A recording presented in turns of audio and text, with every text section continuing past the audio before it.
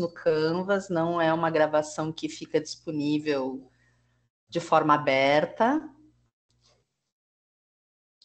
apenas para nós colocarmos no Canvas para aqueles alunos que, por qualquer razão de trabalho, questões familiares e tal, não puderam comparecer, ok? Bom, eu tenho imenso prazer, né, no dia de hoje, de apresentar a professora doutora Suzana Mesquita Barbosa, que será a palestrante, né? Eu farei a introdução da professora, mas antes gostaria de agradecer também a presença das professoras Natasha e Karen, né? Nossa equipe aí de coordenação, eu e a professora Karen, adjuntas da professora Natasha. O tema de hoje, que a professora Suzana vem nos apresentar, é Direitos Humanos, Diálogos Persistentes. A professora Suzana, ela é doutora em Direito Político e Econômico pela Universidade Presbiteriana Mackenzie, mestre em Educação pela Universidade Estadual de Campinas, bacharel e licenciada em Filosofia pela Unicamp, bacharel em Direito pela PUC, Pontifícia Universidade Católica de São Paulo, especialista em Direito e Processo do Trabalho pelo Mackenzie, pela Universidade Presbiteriana Mackenzie. Ela é consultora em Gestão Estratégica de Diversidade e Inclusão na Semear Inova, avaliadora institucional do INEP, professora em cursos de Lato Sensu na FGV Law, em Direito do Trabalho, Compliance Trabalhista e Meio Ambiente do Trabalho. Professora de Direitos Humanos e assessora pedagógica na Faculdade Paulista de Ciências da Saúde, com experiência em gestão da diversidade escolar e acadêmica em diferentes cargos e conselhos. Autora do livro História do Direito e de Introdução à História do Direito. Organizadora das obras Direitos Humanos, Perspectivas e Reflexões para o Século XXI e Transparência Eleitoral, além de capítulos de livros e artigos. Pesquisas e docência nas áreas de direitos humanos e cidadania e políticas públicas e políticas de desenvolvimento, direito do trabalho, gestão estratégica de diversidade, inclusão e interculturalidade. Professora Suzana, é um prazer tê-la aqui conosco. Passo, então, a você a palavra. Muitíssimo obrigada, Cláudia, por essa linda apresentação. Fiquei até feliz, gente. Agradeço imensamente o convite feito por você, pela professora Natasha. Não tinha visto a professora Karen aqui, então também receba o meu abraço. Pessoas que não só eu tenho extrema admiração, mas que a gente, em outras oportunidades, já teve a chance de partilhar projetos, sonhos e muitos desafios, né, na educação. Agradeço a alegria de sempre voltar para a graduação, para os cursos de graduação e da gente poder dialogar e trocar umas figurinhas importantes. Então, sem mais delongas, porque eu sei que esse pessoal já me contaram que faz muitas perguntas e eu espero que isso aconteça. A nossa proposta aqui, e acho que foi um pouco a proposta, né, dialogando muito com a professora Natasha sobre a importância dos momentos em que a gente está vivendo, sobretudo nos cursos de gestão, na área de gestão, na área de administração, é que a gente pudesse estar aqui trazendo alguns elementos que são balizadores da discussão e de uma discussão, e a provocação aí do título é exatamente para que a gente possa pensar a partir desse referencial, que ela é uma discussão persistente. Ela não é nova, mas ela se renova a cada momento, não só porque ela traz para a gente respostas em termos de uma consolidação de cidadania social, em termos de consolidação de projetos de desenvolvimento nacional, mas também, sobretudo, uma nova forma de agir e de atuar no mundo e que é absolutamente essencial para as nossas áreas, né? Eu falo sempre que os cursos, prioritariamente os cursos de gestão, da área de administração, do direito, são cursos que têm uma matriz de relações sociais. A gente dialoga com pessoas, a gente dialoga para pessoas, fazendo com que pessoas consigam, de alguma forma, produzir melhor todas as suas, né, a partir de seus dons, das suas habilidades e daquilo que quer, produzir riquezas, conhecimentos, desenvolvimento em empresas de maneira individualizada e, sobretudo, de maneira coletiva. Então, eu acredito que a discussão de direitos humanos, ela cabe na medida em que a gente começa a ter cada vez mais parâmetros muito bem arraigados e muito bem orquestrados do que é essa dimensão de humanidade que a gente fica resgatando a cada momento nos nossos diálogos, o que é a dimensão de humanidade que a gente tem que ter sempre em vista quando nos relacionamos neste mundo, neste aspecto coletivo, e o que a gente pode fazer diferente. Então, a ideia hoje era que a gente pudesse trazer aqui, né, como a ideia de um projeto integrador mesmo, eu dividi a apresentação em duas partes, uma de uns balizadores, até para poder partilhar um pouquinho com vocês da minha experiência no direito, né, de como é que para o direito a gente visualiza o que são esses direitos humanos, e depois uma parte que a gente chama de uma parte mais prática, onde eu escolhi 2 temas que eu reputo que são absolutamente essenciais, porque são 2 temas que tiveram mudança, inclusive de legislação neste ano, e que tem em todas as consultorias, todo o diálogo com as empresas, com as multinacionais, quem está aí envolvido com ESG, com compliance, tem sido absolutamente essencial. Então, fica esse o meu convite para que a gente possa acompanhar e que eu possa aí contribuir de alguma forma com vocês. Vou pedir licença para partilhar, acho que é só aqui, tranquilo. Cláudia, por favor, me diga, só me dê um Estamos assistindo. Tudo jóia, para que a gente possa seguir. Então, aí fiz essa minha provocação, né? Diálogos persistentes. Diálogos persistentes, porque persistente no meu currículo, como a Cláudia mostrou, então deixei aí para que vocês possam ver que eu fiz uma série de trajetórias e caminhos de construção de vida, mas em todos eles teve a matriz de poder pensar e de poder estruturar a partir de grandes conceitos que são conceitos vinculados ao que nós chamamos de cidadania e direitos humanos. Quando eu estudava filosofia, eu fui buscar o conceito de cidadania no século XVI para poder dar luz ao que me interessava, que era entender como é que a gente chegou nesse conceito de humanização.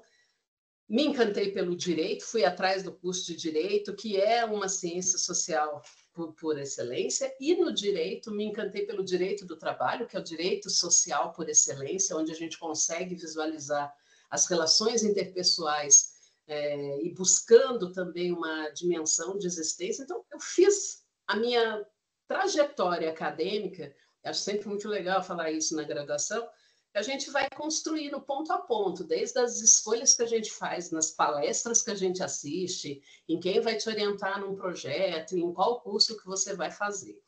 Mas isto daqui nunca foi e não será, e eu pretendo que não seja o que eu sou.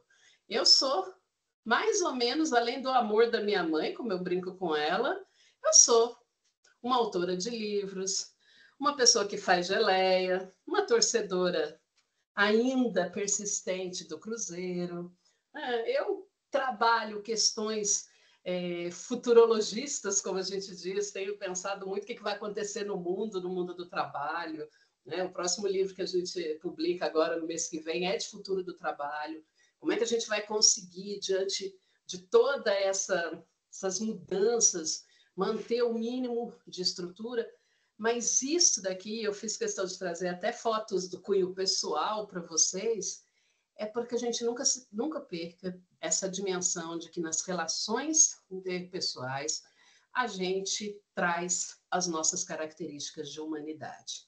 Se eu tenho essa dimensão, que esse é o verdadeiro currículo que eu carrego comigo, eu tenho a dimensão que eu preciso colocar essa conversa em parâmetros que são parâmetros validados, e aqui nós estamos na universidade, eu trago esses parâmetros para uma validação científica, para uma validação social, para uma validação metodológica. Um começo de conversa que vai buscar encontrar dentro de conceitos que estão aí transitando por nós a todo momento, ética, liberdade, justiça, eleição, rede social, quais são os caminhos para eu poder provar e comprovar essa minha essência, essa minha veia de humanidade, essa minha dimensão de vida. Num mundo que todos os dias me dá uma informação de que não está legal. Todos os dias a gente abre o jornal e a gente encontra algum tipo de violação de humanidade. Eu não gosto nem de falar de direitos humanos, é violação de humanidade. Diz respeito a imigrantes que não estão conseguindo, pessoas refugiadas que não encontram espaço no mundo para poder viver e viver em paz.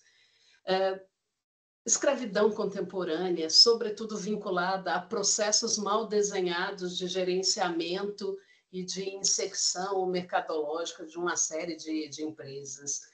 Discriminações de gênero, discriminações raciais, discriminações sociais, preconceitos, capacitismo contra pessoas deficientes, machismo, etarismo, trabalho infantil, que ainda é uma chaga que a gente acompanha no mundo gerencial, parece que a gente não consegue se livrar dela, quase que como uma punição eterna. A questão das invisibilidades dos trabalhos, projetos de gestão de pessoas, gestão de liderança, que não pensa na potencialidade dos elementos. Um mundo, então, cheio e necessário, com balizadores muito concretos que possam nos dizer o que a gente vai fazer aí em termos de resgatar os valores da humanidade, e um mundo que me dá notícias cotidianas que eu não gostaria de receber, mas que elas me mostram que este é um tema recorrente. Se esse aqui, né, deixei para o material de vocês, vocês vão ver, são todas notícias dos últimos 2 meses. Mas não começou agora esse quadro de contexto de violência contra os direitos humanos. No direito, né, para partilhar um pouquinho com vocês, a gente tem uma regra que a gente conta muito para os nossos alunos de direito, que é o seguinte: direito não inventa nada, ele corre atrás de tudo.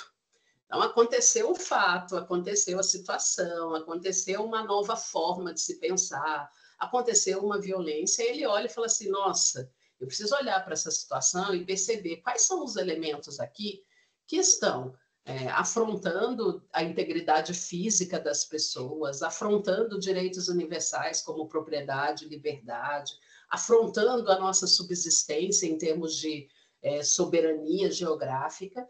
Eu olho para isso, né? Essa é a função do direito, ele olha para isso e fala assim, bom, para que eu possa tentar equalizar ou diminuir as injustiças, em alguns momentos, promover uma certa diferença na sociedade, eu tenho que eleger alguns temas, algumas ações, eu tenho que entender que eu posso sim contribuir na hora que eu olho para determinados comportamentos ou determinadas situações e digo, ó, isso daqui não é bom, isso daqui tem uma lógica que, se ela continuar acontecendo, se eu continuar colocando criança para trabalhar, fazendo com que ela se afaste da escola, fazendo com que ela se coloque numa situação de vulnerabilidade na sua saúde, na sua integridade física, daqui uns anos eu vou ter trabalhadores não qualificados, eu vou ter pessoas machucadas e mutiladas, eu vou ter uma pessoa que não teve o tempo de fazer o seu desenvolvimento cognitivo e psicológico.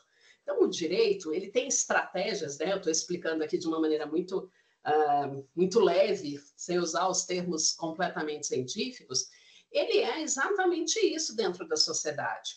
Ele é um sistema que ele olha para uma situação como ela está, ele consegue traçar um projeto, né? Quase como o pessoal do marketing, ele visualiza no futuro, ó, eu quero que seja isso, eu quero que seja essa sociedade que eu vou produzir, e aí sim eu estabeleço regras do que eu não posso fazer, o que eu tenho que evitar, ou o que eu tenho que investir e potencializar para que seja diferente no futuro. Então, quando a gente fala, esta é a ideia.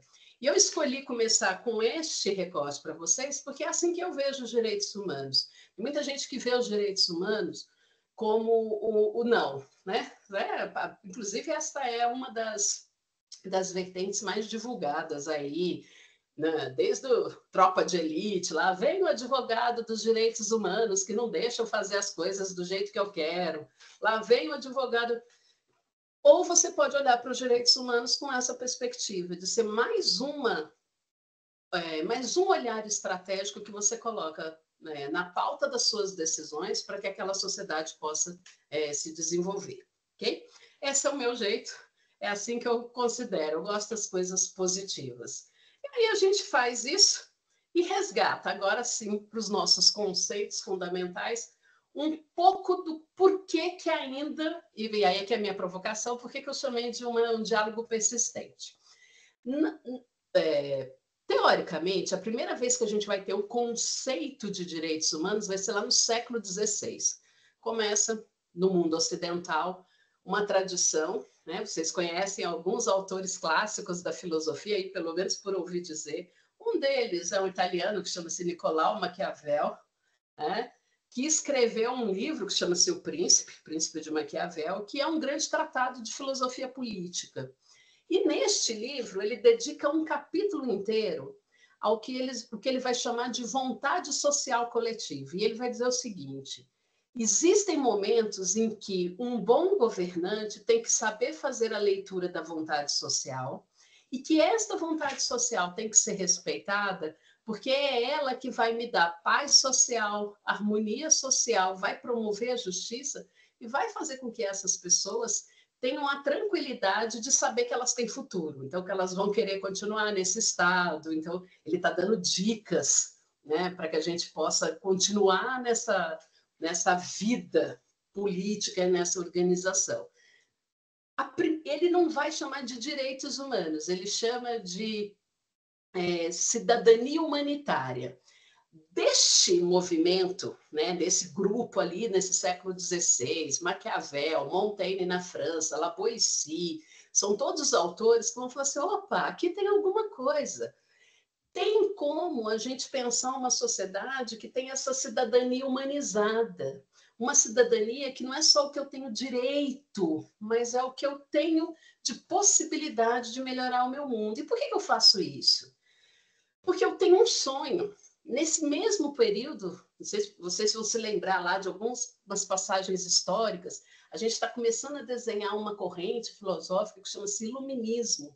E o Iluminismo nos trazia algumas referências. Ele falava assim: tudo que é racional vai ser bom para o homem. O racional vai me levar a construir sociedades cada vez mais organizadas. Sociedades organizadas, e aí as teorias da gestão surgem todas nesse embalo, né? Elas ganham um volume muito grande. Sociedades organizadas são sociedades que promovem progresso. O que é progresso? É a gente conseguir fazer com que o mundo nos deixe que a nossa vida seja melhor, que a gente consiga chegar em outros patamares, né? A gente brincou aqui no início, por exemplo, num país como um dia está 40 graus, o outro dia está 10, ou pelo menos aqui na cidade de São Paulo, para quem está aqui, está vivendo isso, eu agradeço a Deus no dia de 40 graus, quem inventou o ar-condicionado, né? O progresso científico do ar-condicionado, que permite que, inclusive, a gente consiga trabalhar, se relacionar, viver, né? Que pacientes oncológicos não passem mal, ou seja, geram bons benefícios. Como eu agradeço quem criou o cobertorzinho de lã sintética que esquenta a gente em 30 segundos num dia de 10 graus. E essa ideia de progresso, a cada momento eu estou disponível para isso. Então, nesse momento ali no século XVI, essa era a ideia: olha, continua progredindo, continua fazendo com que a razão mande nas suas ações, que você vai ser feliz, você vai construir um mundo que vai te trazer benefícios, a ciência vai estar sempre como nosso referencial, e na questão ética, todas as pessoas vão entender que esse bem é coletivo.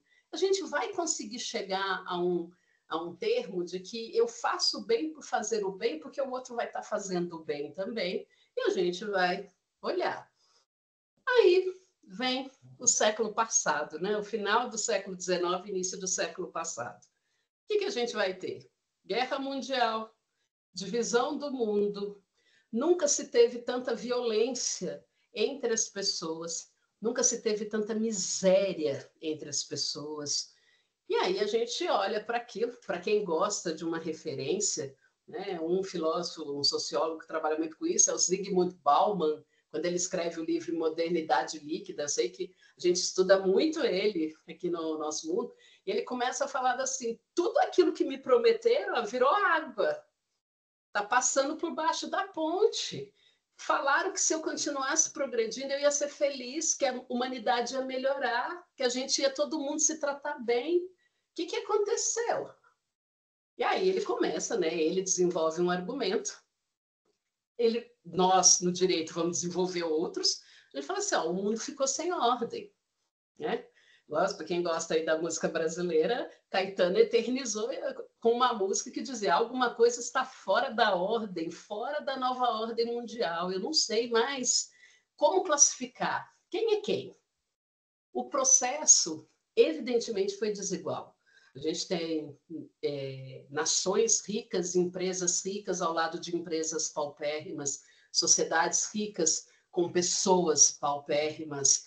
E isso vai me colocando assim, ó, não deu certo. Só fazendo racional não deu certo. Eu não alcancei a justiça.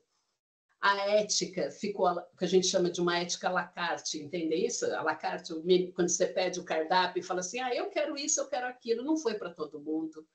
Tem gente que vai comer um prato completo, tem gente que vai ter só um pão com manteiga.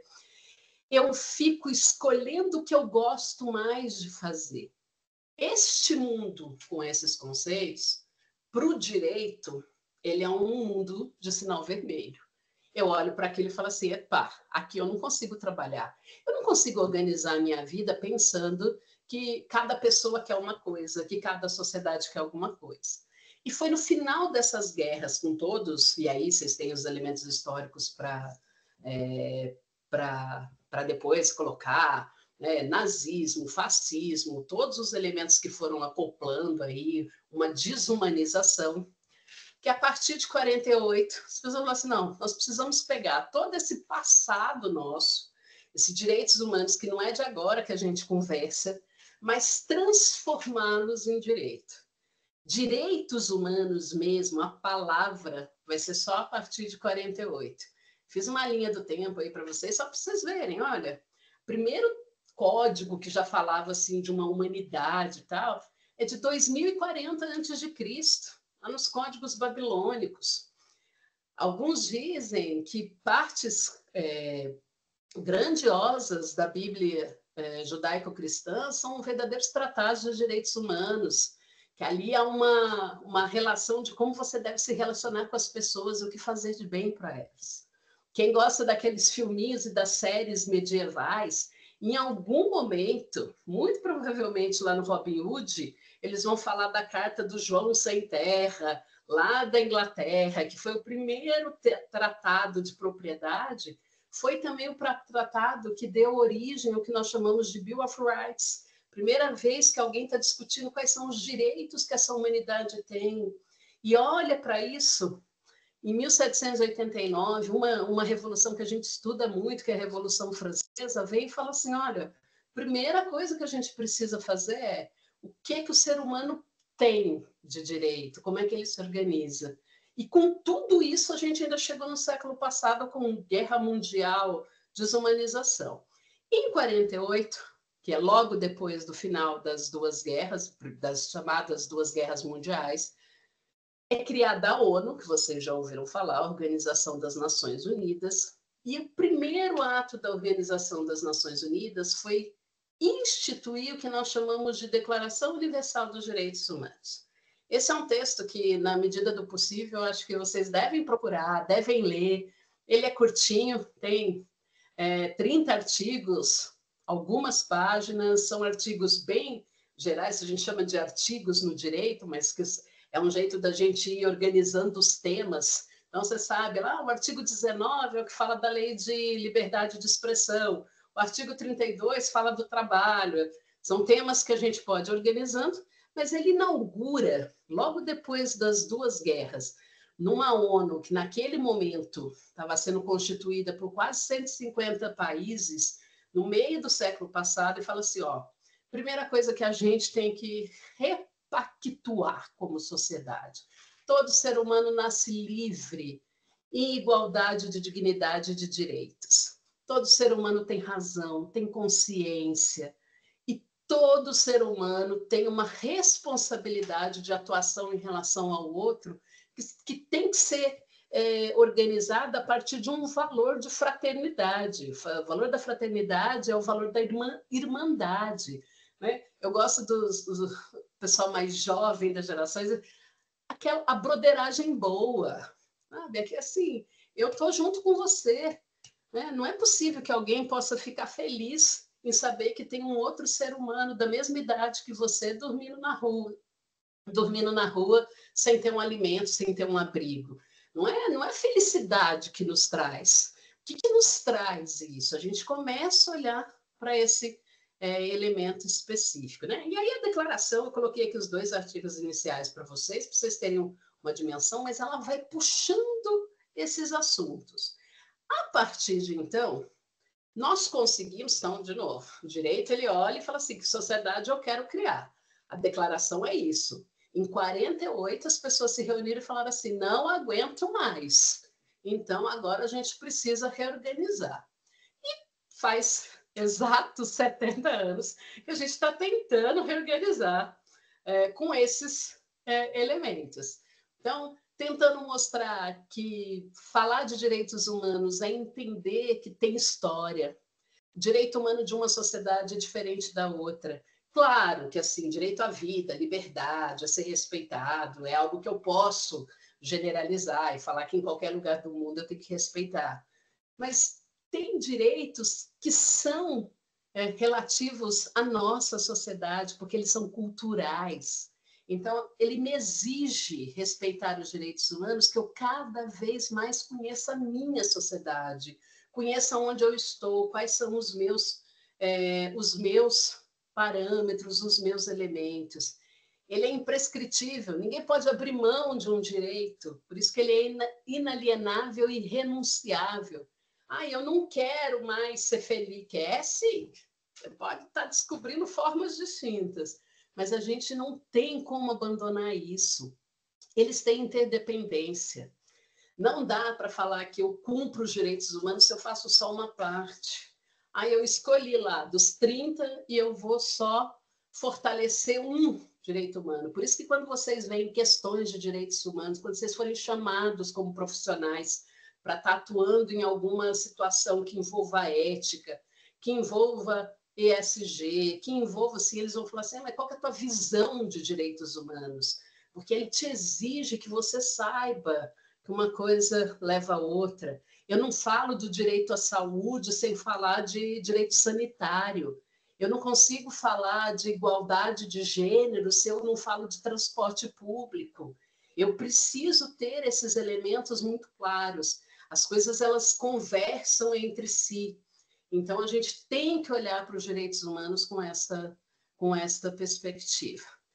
Para ajudar, muita gente tem dado aí nos últimos anos um pouco dessa contribuição para que a gente possa entender qual que é essa razão de ser aí final dos direitos humanos. Né? Eu vou dar o meu palpite, né? Até por conta do meu currículo.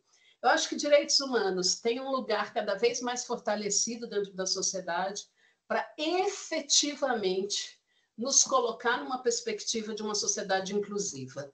Né? Eu gosto desse desenho que eu estou colocando aí para vocês, porque ele mostra exatamente, a pessoa fala, inclusiva, quase sempre as pessoas tendem a analisar como esse desenho de integração, né? Eu separei um espaço para o cadeirante assistir a aula. Olha que espetáculo, ele vai ficar naquele espaço o resto da vida, ele não pode sair de lá nunca mais. Né? Eu traduzi um documento da empresa para que a pessoa que é deficiente auditiva possa ter acesso. E o restante? Cadê o seu deficiente visual auditivo frequentando todos os espaços da empresa, andando de um lado para o outro, participando de todas as ações culturais, sociais? Então, eu gosto desse modelo, porque ele, assim, o que a gente vive hoje é exclusão. Nós somos uma sociedade extremamente excludente. Nós temos muita dificuldade em reconhecer que nós temos privilégios e temos uma dificuldade ainda muito maior em reconhecer que os nossos privilégios são estabelecidos na medida em que outros não têm privilégio algum, na verdade, os outros estão deteriorados. Há um movimento nos últimos 50 anos de formação de grupos, o que seria esse modelo aqui da segregação. Então, a gente hoje já consegue ver que muitos grupos foram se fortalecendo e do lado de fora da bola foram criando aí espaços de fortalecimento para que eles pudessem quebrar essas estruturas. Por conta de muitos desses grupos, em alguns espaços, hoje a gente pode falar que tem integração, né? Citei aqui o exemplo do deficiente, a lei de inserção do deficiente no mercado de trabalho é de 94, então nós estamos comemorando 30 anos. Sei que tem milhares de problemas na aplicação da lei de cotas, mas seria muito mais problemático se a gente nem tivesse ela, porque a gente não tinha chance nenhuma de ter uma sociedade que ao menos pensasse na questão da inclusão. Mas hoje a gente olha, e sobretudo nós do direito, olhamos e falamos assim, ó, não é uma inclusão efetiva, é uma integração. Está lá, mas se não tivesse, talvez a empresa não tivesse feito nada diferente para aquilo acontecer.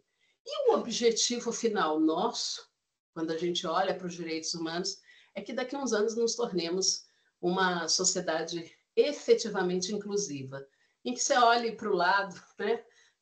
O pessoal que tem muito texto de discriminação, fala, vocês têm que fazer o teste do pescoço. Você olha, põe o pescoço para um lado, põe o pescoço para o outro, e você vê o mundo diverso ao seu lado, sem precisar procurando levantar o pescoço para ver se encontra uma mulher numa reunião do conselho administrativo lá na última vaga. Tem que estar tudo muito próximo. Esse é o nosso ideal, né? Deixei aqui para vocês um conceito que vem da BNT, da PR 2030. A PR 2030 é o documento que a gente tem hoje, atual, sobre a inserção dos critérios de ESG, né? Das questões de governança ambientais e sociais, que as grandes empresas, sobretudo aquelas empresas que negociam seus valores em bolsas nacionais e internacionais, têm que cumprir.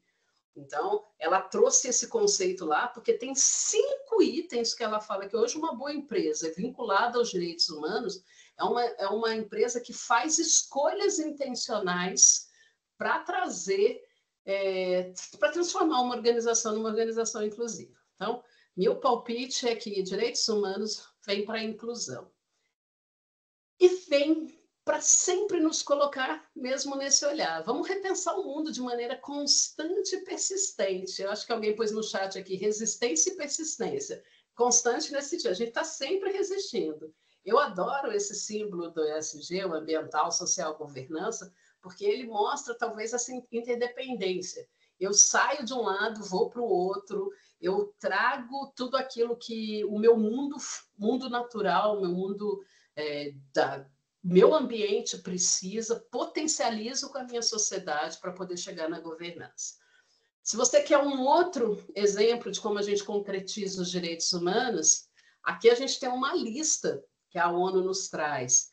A gente concretiza direitos humanos pensando em cidades justas, então o direito à cidade, estabelecendo e cuidando de todas as nossas liberdades, liberdade religiosa, de culto, liberdade de expressão, livre orientação sexual e de gênero, direito da criança e do adolescente em todas as dimensões, direito de ir para a escola, direito de ter uma praça na sua cidade que ela possa desenvolver, direito de andar de skate, talvez ser a nova Raíssa, direito dos povos indígenas, de ter sua cultura preservada. Quem fez aí o concurso nacional unificado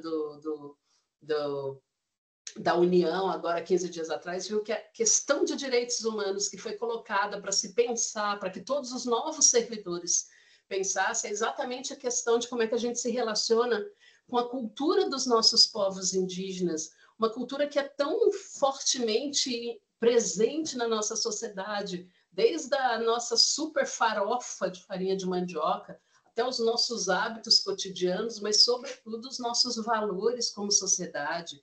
O quanto que a gente para pensar e redimensionar isso. Se você gosta de um olhar mais internacional, a gente cumpre também os direitos humanos nos comprometendo com o que nós chamamos de Objetivos do Desenvolvimento Sustentável, né? ODS, as grandes empresas hoje, quem é do marketing já viu esses símbolos aí num monte de lugar, porque a empresa coloca lá no seu site, no cantinho, mostrando, ó, eu estou fazendo isto daqui, essa ação que eu tomei hoje, ela é uma ação para a erradicação da pobreza, ou essa aqui é uma ação que eu quero acabar contribuindo, no final das contas, com consumo e produção responsáveis.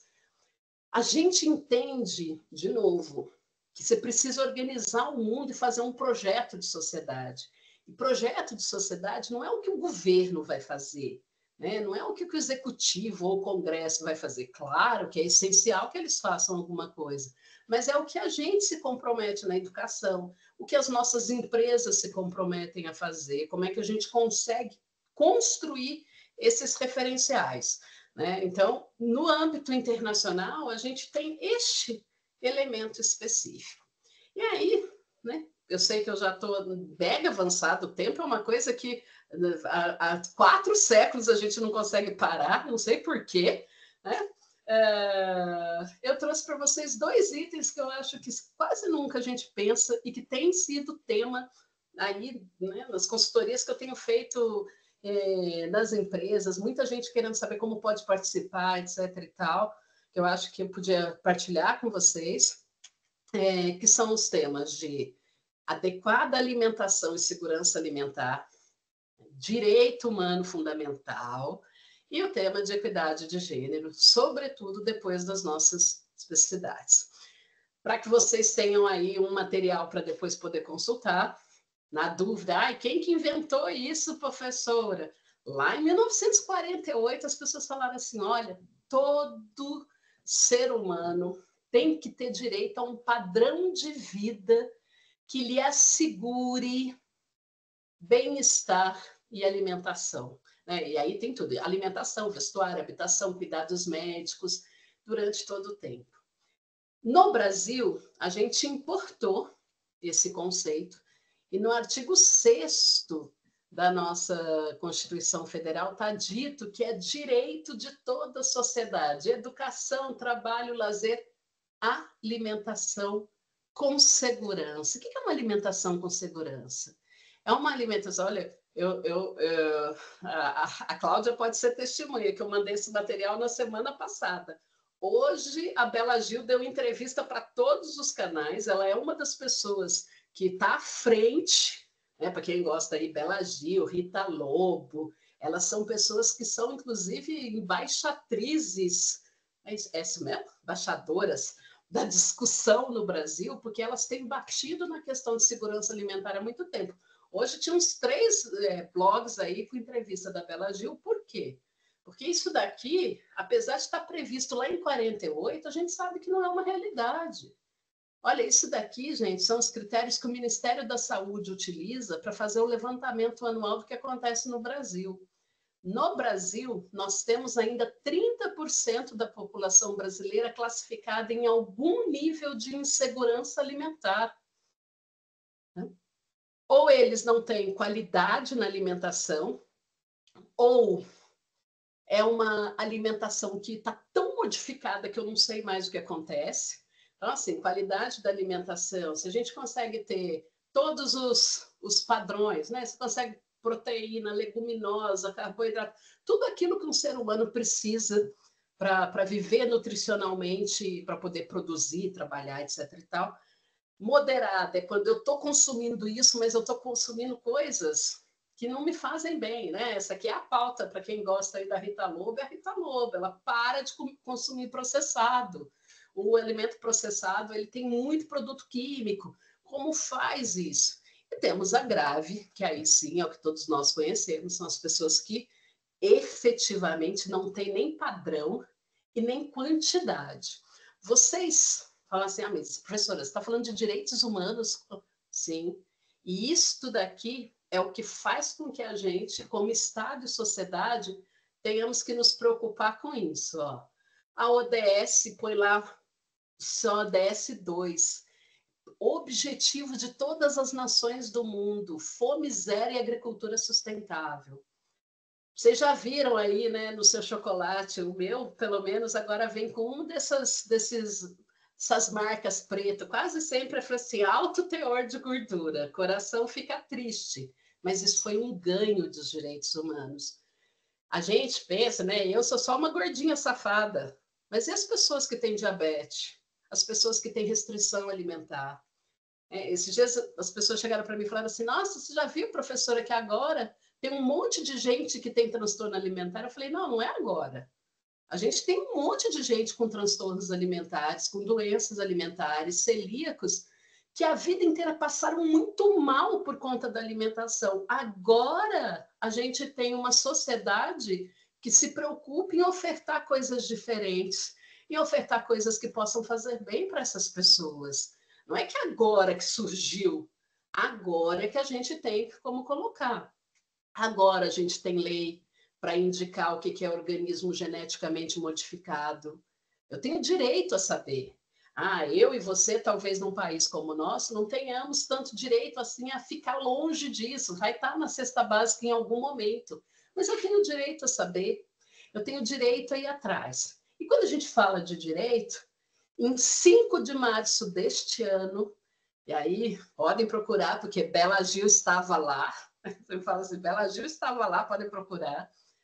O Ministério da Agricultura do Brasil, junto com o Ministério da Saúde, eles publicaram este decreto, que é o decreto que obriga que a composição da cesta básica do brasileiro tenha ao menos 70% in natura, seja feito de coisas boas. Isso é segurança alimentar. Vocês conhecem segurança alimentar em alguns outros projetos, né? Porque quem está aí no interior, é muito comum o projeto, quem acompanha a escola pública, o projeto de pequenas propriedades rurais fornecendo alimentos para a merenda escolar. Quem é das cidades grandes, muito provavelmente já viu ou já foi num Bom Prato. Conhece o Bom Prato? O Bom Prato ou o Restaurante Popular são 2 projetos que estão na Política Nacional de Segurança Alimentar, que é uma política de direitos humanos. Você talvez tenha ouvido falar, na pandemia a gente falou muito das cozinhas solidárias, comunidades que cozinham, elas recebem incentivo para que a gente possa acabar com a fome e que a gente possa ter isso. Então, é um direito que se realiza assim. O segundo que eu queria deixar como exemplo aí para vocês pensarem é o direito de a grande questão da equidade de gênero, mas eu quero fazer com um recorte. Né? Essa é uma batalha milenar, né? Mais de 10 séculos antes de Cristo, buscando aí o referencial. A gente, nos direitos humanos, a gente fala uma coisa muito importante. Prometo mais 2 minutos, tá, Cláudio? A gente fala uma coisa muito importante, que é o seguinte: nós somos naturalmente desiguais. Se você olhar para a sua família, para o lado, o que marca a humanidade é a desigualdade. Um é gordo, um é branco, um é preto, um é vermelho, um é azul, um gosta de jiló, outro não gosta, um tem acesso a elementos do frio, outro não. Nós somos diferentes. Isto é o que a gente tem que ter com muita clareza. Qualquer elemento de igualdade foi uma construção artificial. Então, qualquer elemento de desigualdade para além das naturais também é uma construção nossa. Se hoje a gente tem uma desigualdade de gênero em oportunidades, elementos, é porque a gente criou estruturas que foram desigualando. Então, o que os direitos humanos falam assim? Quem cria para desigualar, cria para igualar.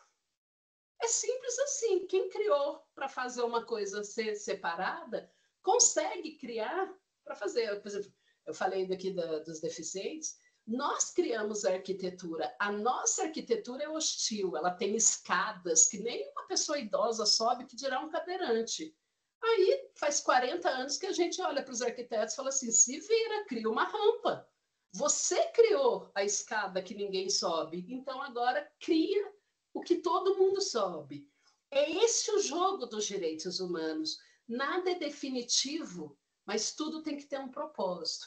Equidade de gênero, a cada ciclo nosso de discussão vem com uma roupagem. Há 70 anos atrás era o direito ao voto, depois foi o direito ao divórcio, depois foi o direito ao anticoncepcional, a chance de cuidar do próprio corpo, Depois, o direito a entrar no mercado de trabalho. Hoje, nós estamos avançados nessa discussão, mas ainda muito longe da solução, porque a gente ainda não tem uma equidade específica. E aqui, né, de novo, previsto desde 48,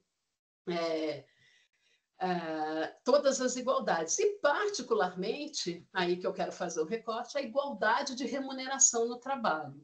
E aí, o ano passado, saiu um relatório de transparência salarial, né, que apontou o seguinte: apesar de nós termos hoje no Brasil 51% das mulheres, só 38%, aqui tem os números para vocês, estão no mercado de trabalho. E quando estão no mercado de trabalho, né, essa planilha aqui, que eu deixei para vocês, e aí tem todas as fontes, a mulher recebe 60% a menos que o homem no mesmo cargo. Então, isso daqui é um dado do ano passado, que gerou a produção de uma lei, que é uma das leis que está sendo mais debatida, que atinge a todas as empresas estão aí na discussão de como fazer. Então, uma lei de 3 de julho, fez um ano agora, dizendo o seguinte: pessoas exercendo a mesma função no mesmo cargo têm que ter critérios de remuneração e de igualdade salarial, homens e mulheres, não pode ter distinção de gênero. Isso conversa com os objetivos do desenvolvimento social, o objetivo número 5, igualdade de gênero, repercute nos projetos que a gente tem, e a gente vai, de tempos em tempos, ver quais são os nossos ganhos em relação a isso. Esse ano, né, peguei agora de julho, primeira vez na história com uma Olimpíada 50-50. Participação significa remuneração, significa inserção no mercado, significa apaziguamento de sociedade, projeto futuro, justiça.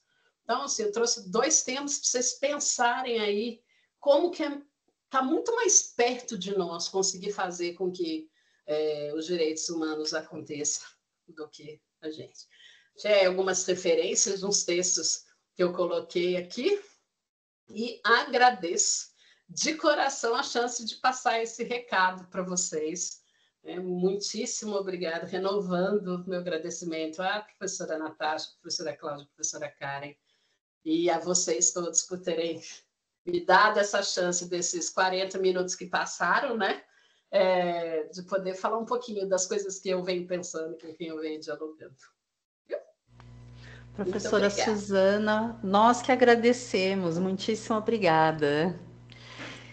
Pessoal, nós não vamos abrir os microfones, tá? Porque, por razões óbvias, são muitas pessoas e a coisa começa a ficar complicada. Então, vou pedir para vocês colocarem no chat, tá?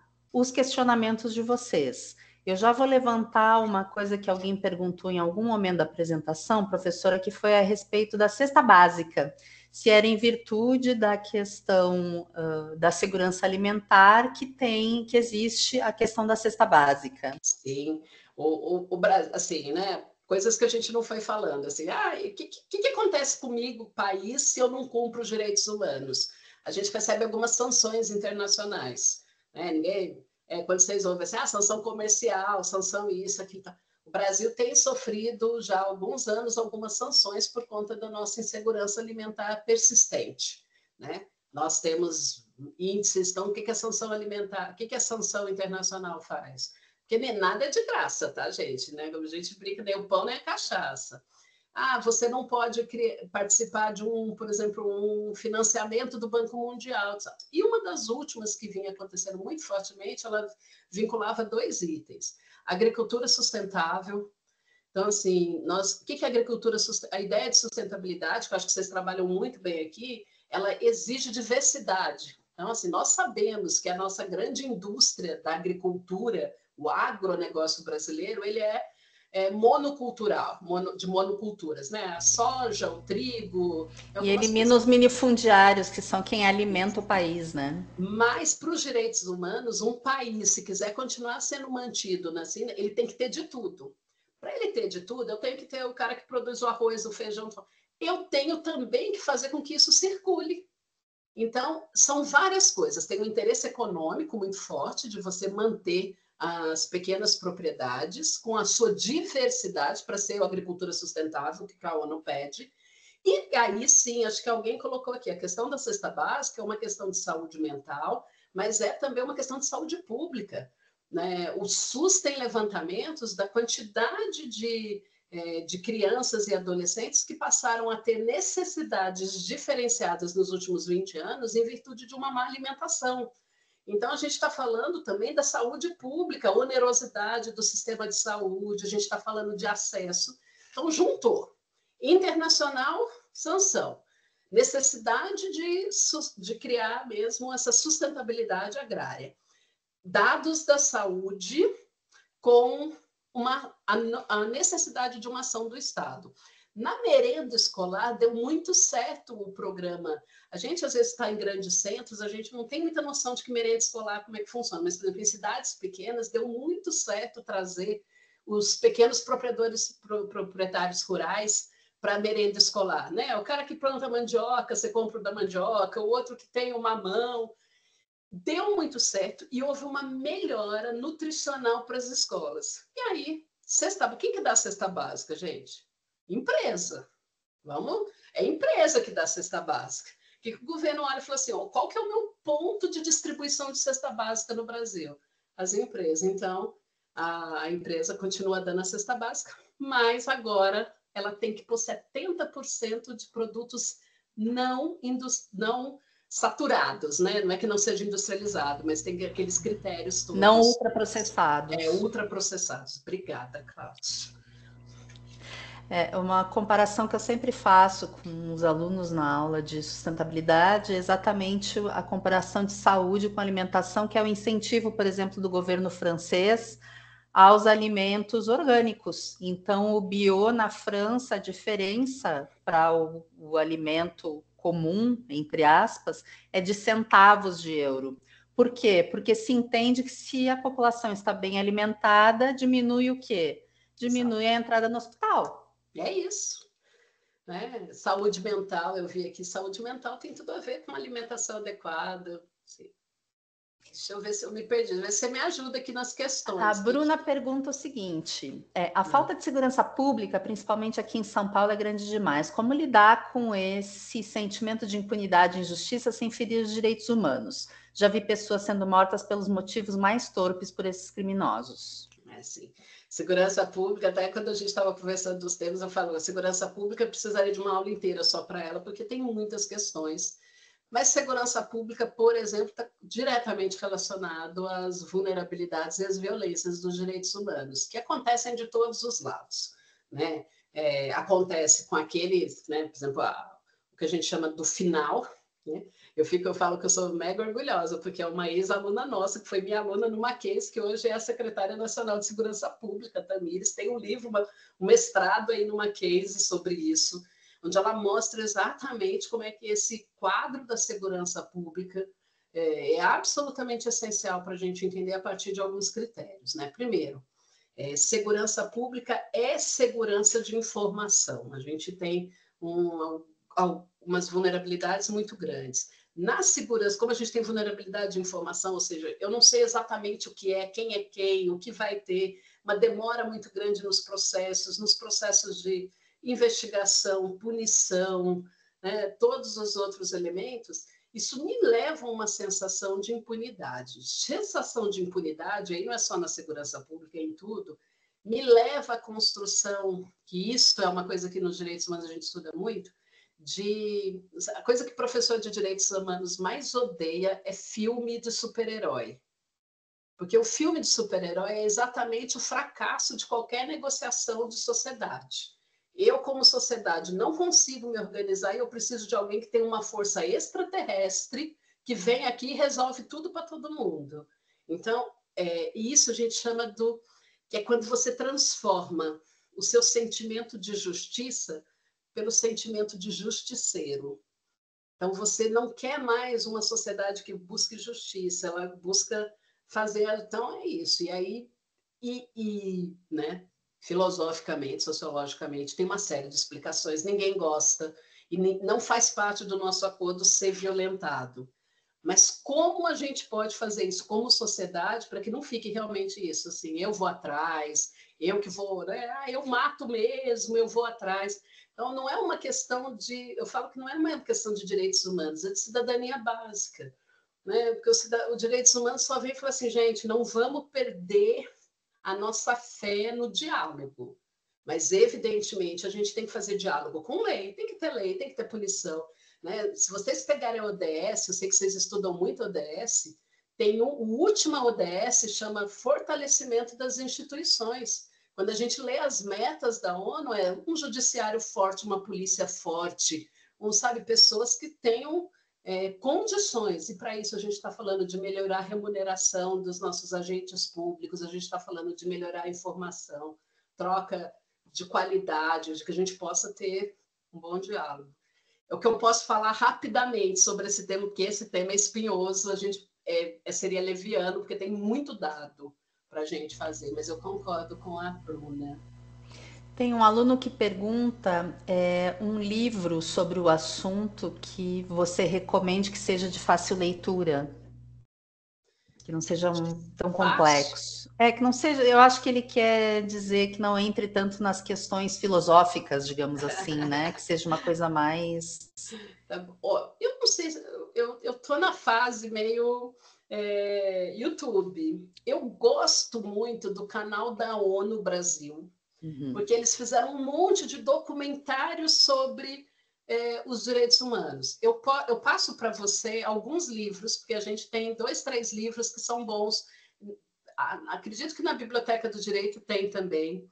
E aí, porque aí depende, por exemplo, tem um livro fácil para você entender a história dos direitos humanos, que a gente da nossa idade aqui, acho que todos nós lemos esse livro no Brasil, que é O Cidadão de Papel, né, do Gilberto de Menstein, que faleceu. Acho que todos nós aqui, quem falar que leu, a gente já sabe até a idade, entendeu?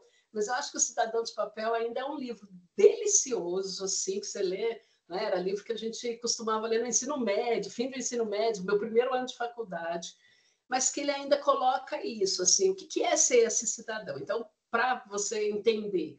Agora, de conteúdo, assim, o que está acontecendo de direitos humanos, eu gosto muito do canal do YouTube mesmo. Eu sigo no Instagram, gente, ONU Mulheres, ONU Imigrantes, ONU Sustentabilidade. Então, assim, todos os temas de direito ambiental, porque lá, além de dar proposta de emprego, tá, gente? Segue o site da ONU, que ontem eles estavam contratando não sei quantas pessoas aí. Nunca se sabe o dia que vai ser a nossa chance. A gente faz isso também. Mas tem os temas. Então, e os documentários são excelentes, gente. Se você não tá, mas aí de literatura, depois eu passo para a Cláudia uns 3. Mas eu me lembrei agora do Cidadão mesmo. Eu vou fazer mais 2 perguntas para a gente fechar, porque a gente já está praticamente no horário. Vamos passar aí uns 5 minutinhos. Então, São Paulo tem 80 mil moradores de rua, 24 mil vagas da prefeitura. O que os direitos humanos fazem nessa questão? Se é direito constituinte da ONU, entra na justiça para obrigar a fazer para o Estado tomar uma atitude, né? Ou nada? É o político que resolve. Assim, primeiro assim, que não existe, assim, exceto para coisas muito específicas, assim, os direitos humanos. É exatamente isso que a gente quer mostrar. Todos nós temos um compromisso. O Brasil já teve algumas denúncias, então, assim, sabe, quer saber o que os defensores de direitos humanos, eles têm 2 caminhos. Primeiro, é a pressão, porque toda essa questão de abrigo, por exemplo, tem que estar previsto no orçamento da assistência social de toda cidade. Toda cidade tem um orçamento de assistência social. E aí você faz uma pressão, aqui, por exemplo, na Câmara de Vereadores, para que eles aumentem o orçamento, para que este orçamento assim, possa dar conta de atender. Mas, evidentemente, que ninguém quer só aumentar o orçamento para atender a população de rua. A gente quer projetos para diminuição da população de rua, né, para que eles possam. E aí tem uma série de frentes. A gente tem os empregos populares, os trabalhos populares, que a gente é capaz de gerar. Moradias populares entra nesse diálogo. A gente tem, por exemplo, na cidade de São Paulo, um volume, se não me engano, de 50 mil propriedades abandonadas, sem nenhuma destinação, que você não encontra família, ou que é problema de herança que ninguém quer, porque deve 50 anos de IPTU, aquelas coisas que são moradias, por exemplo, que podem ser desapropriadas e gerar. Porque, assim, a pessoa que está na rua, ela não tem nada. Ela não tem saúde primária, muitas vezes ela não consegue os caminhos para voltar com a família, ela está destituída de todos os elementos. Eu me lembrei de uma pesquisa que da época que eu estava aí no Mackenzie como professora que a gente coordenou e que a gente entrevistou uma senhorinha aqui, né, no Mackenzie São Paulo aqui, e a gente tem alguns moradores perto, né? E aí uma aluna minha do direito foi lá toda feliz, falou assim, vou entrevistar a senhora, por que a senhora mora na rua? Ela falou assim, tu tá louca? Eu moro na calçada, porque na rua eu morro. E aí ela pegou e falou assim, é uma moradora de calçada. E foi uma entrevista maravilhosa e que falava disso, assim, reconstituição de laços familiares, de laços de comunidade, de laços de trabalho, colocar. Então é isso. Resgate da dignidade, né? Que os direitos humanos fazem, quase sempre está muito vinculado a isso, assim, né? Eu tenho um projeto, por exemplo, em que a gente trabalha com reeducação, algo como o FAT, qualificação das pessoas.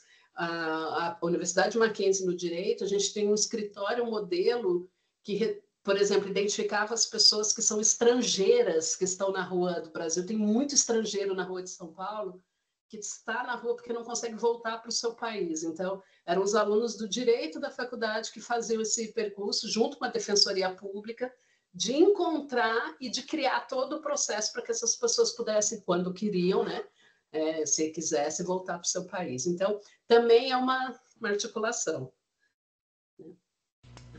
Então, uma última pergunta, professora, para a gente encerrar a noite, sobre os direitos de uma forma geral. Hoje em dia, muita informação, muitos dados, estudos, conhecimento. Creio que, como sociedade, nunca existiu tanta informação, inclusive referências de outras nações. Como explicar tal evolução, mas na mesma medida casos de abusos, opressões, ou seja, casos inversos ao que buscamos tanto? Hoje tinha mais um desse, eu também, porque eu recebo meus grupos, eles são bons porque eles ativam todo o Instagram, eles ficam me mandando, né? Mas algo que a gente tem falado muito, o pessoal fala assim, aumentou muito o caso de violações, de opressões, de abusos.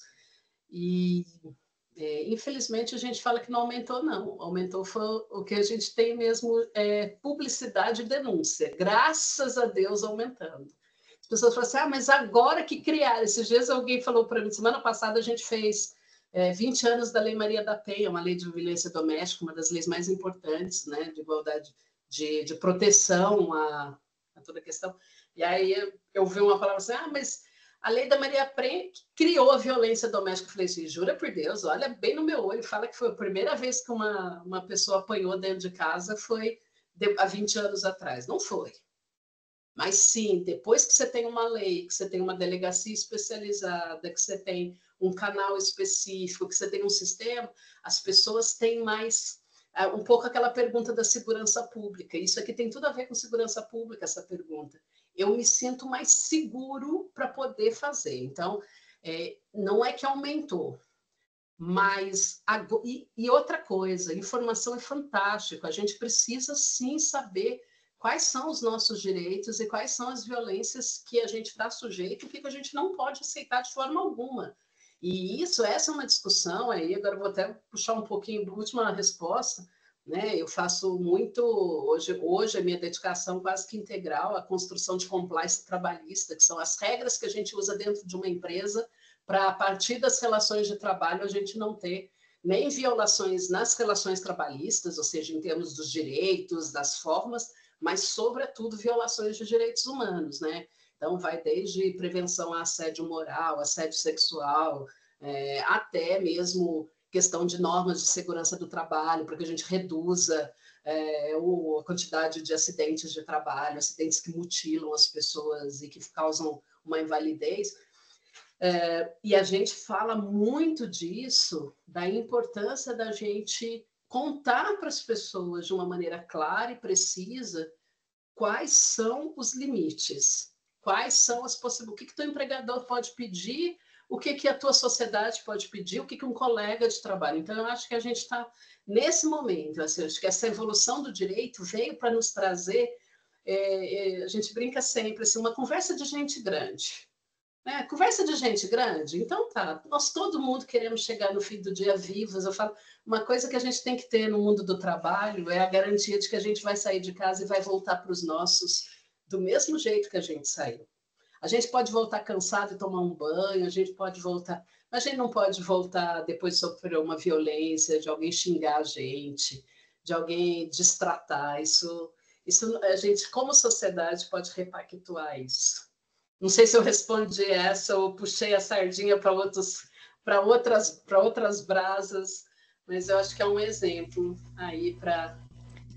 Eu não tenho o nome da pessoa que perguntou, mas qualquer coisa, conta aí para gente. Acho que é um tema para a gente parar e pensar, né? Para a gente refletir. Acho que esse é o principal objetivo. Professora, dado o adiantado da hora, a gente vai encerrar então a sessão. Agradeço muitíssimo a participação, agradeço enormemente todas as informações trazidas. Tenho certeza que os alunos gostaram ou pelo menos terão sobre o que refletir aí nos próximos momentos. Agradeço a todos os presentes, alunos, professores, colegas, coordenadores de polo e, obviamente, né, as professoras Karen e Natasha, da nossa equipe de coordenação. Professora Natasha, passo para você a palavra. Obrigada, professora Cláudia, pela condução e, com certeza, professora Suzana, muito obrigada pela sua explanação, pela sua reflexão. Tenho certeza que a gente está vendo os comentários dos alunos, né? Chegamos a quase 200 alunos aqui no auge aqui da sala e tenho certeza que teremos a sua gravação e os alunos poderão revisitar, né? Ou aqueles que não puderam estar conosco aqui, assistir, mas principalmente agradecer aí pela clareza, pela didática e pela relevância que tratou o tema, né, que não é um tema, não é de responsabilidade do executivo, como você falou, né? Todos nós aqui somos responsáveis, né, pelos nossos direitos humanos e os direitos humanos dos outros. Então, excelente, muito obrigada mesmo pela reflexão, né, dessa noite. Espero que seja a primeira de muitas. Eu que agradeço, primeiro, a alegria do reencontro com vocês, com os alunos do Mackenzie, e a chance da gente, quem é dos direitos humanos, a gente sabe que a gente não perde chance, não, porque as batalhas são muitas, mas a gente é resistente. E fiquem à vontade, o que eu puder ajudar, e quem quiser depois trocar figurinha, pode me achar no LinkedIn, e lá eu ponho um monte de texto, tem muita coisa acontecendo no Brasil, no mundo, para a área, sobretudo de gestão. Então, faço questão de partilhar, fiquem à vontade. Karen, eu vi aqui agora, apareceu a Carinha. As saudades são todas, viu? Eu adoro EAD, eu sei que o virtual é uma delícia, mas esse pessoal aqui é bom de abraçar, viu? Preciso ver. Boa noite, então, pessoal, tudo de bom? E nos encontramos, então, no dia 9 de setembro, no próximo Encontro Integrador. Boa noite, professora, mais uma vez agradeço. Tchau, obrigada. Tá, obrigada, boa noite a todos.